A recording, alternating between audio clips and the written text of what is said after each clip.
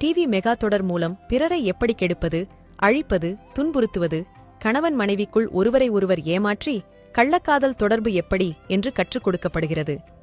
குடும்பத்தினருக்குள் மாமியார் மருமகள் சண்டை, அண்ணன் தம்பி சண்டை, சந்தேகப்படுவது, சகுனி வேலை பார்ப்பது, எப்படி லஞ்சம் பெறுவது எல்லாம் கற்றுக்கொள்ளலாம். பிறர் தொழிலை எப்படி கெடுப்பது, எப்படி நம்பிக்கை துரோகம் செய்வது என்பது எல்லாம் காண்பிக்கப்பட்டு மக்களுக்கு பழக்குவிக்கப்படுகிறது. இவையெல்லாம் விட பெரிய பேரிழப்பு, உங்கள் அருமை குழந்தைகளின் விலை மதிப்பற்ற எதிர்காலம் பாழாக்கப்படுகிறது.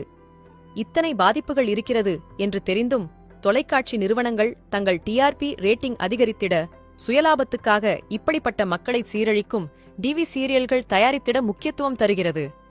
தயவு செய்து மக்களே, இது போன்ற கேவலமான நாடகங்களை புறக்கணியுங்கள். நாம் புறக்கணித்தால்தானே டிஆர்பி ரேட்டிங் குறைந்தால் தொலைக்காட்சி நிறுவனங்கள் மக்களை சீரழிக்கும் சீரியல்களை தானே நிறுத்திவிடுவார்கள்.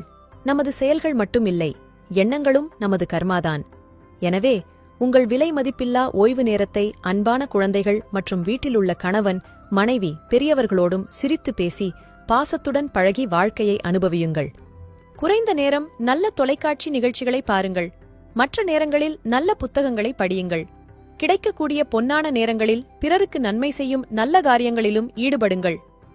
இல்லையேல் வரும் பலன்களை, நல்லதோ கெட்டதோ, நீங்கள்தான் அவற்றை டிவி பார்த்து உருவாக்கினீர்கள் என்பதை உணர்ந்து அனுபவிக்க தயாராகுங்கள்.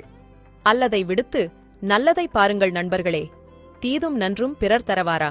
நம்மைச் சுற்றி நடப்பவை அனைத்திற்கும் நாமே பொறுப்பு. இதுபோல பயனுள்ள பதிவுகளுக்கு ஜே ஹெல்த் பக்கத்தை ஃபாலோ செய்யுங்கள். நன்றி.